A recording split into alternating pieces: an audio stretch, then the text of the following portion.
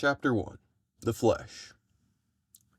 In 7 years in animal control, Ben Bear has never seen anything like it. A scabby, pink and purple mess of tangled organic matter, neither plant nor animal, with no definable symmetry or even dorsality to speak of. It looks like it belongs somewhere in the darkness, among dead and rotting things, but there it sprouts, soft and glistening in the midday sun among the jungle of weeds behind the abandoned house. Gun to his head, he wouldn't be able to say what planet it came from, let alone what to do with it. He wonders whether it might be endangered or not. He'd be surprised if it wasn't.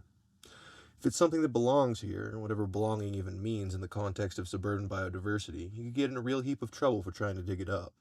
Which is just as well, he's not exactly itching to touch it. Larry stands nearby. Being one of only a couple dozen police officers in a white town with maybe 2 seasonal homeless folks, he's got nobody better to harass than the dog catcher. Nasty, Larry whispers. No shit, says Ben, crouching down to poke at the mutant growth with a stick. You know what it is? Not a clue, says Ben. He stands up. Too bad we can't get a genetic analysis or something. Larry appears thoughtful for a few moments. My sister, he says finally. She's a biology major down at the college. I'll bet her professor might be able to pull some strings. That'd be incredible, says Ben. I'd owe you a drink for sure. Larry pulls out his phone and dials. It rings for a second. Meg, he says. Hey, it's Lair. Hey, listen, could you do me a solid? There's some inaudible mumbling from the phone. Yeah, says Larry.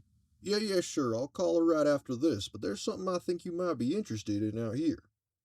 More mumbling. Yes, Megan. Mumble. Okay. Mumble. Right. Mumble. Okay, but listen. We just found something really weird at that abandoned house down by Craftsman's. Mumble. Like I said, I called because I think you might be interested. We may need your help. Mumble. A picture? Mumble. All right. He takes a picture with his phone, then places it back up to his ear. I sent it. A moment of silence, then another mumble. Yeah? Mumble. Mumble. Thanks so much, sis. I owe you one. Mumble. Love you too. See you soon. He hangs up. So? Asks Ben. Looks like we might have some assistance.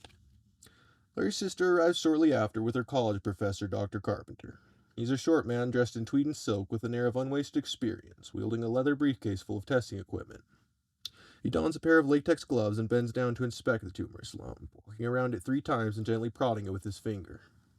Isn't that something? He says under his breath.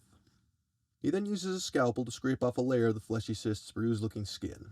The lump writhes and shivers in apparent distress as the professor carves into it, making Ben feel not at all too unnerved. The professor gingerly places the slice of flesh into a test tube and holds it up to the light. How long till we get the results? Asks Larry. A day or 2, maybe 3, says Dr. Carpenter, closing his briefcase. You'll be the first to know. We really appreciate your help, says Ben.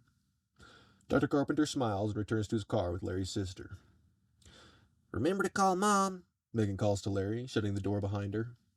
So, says Larry as they drive away, how about that drink?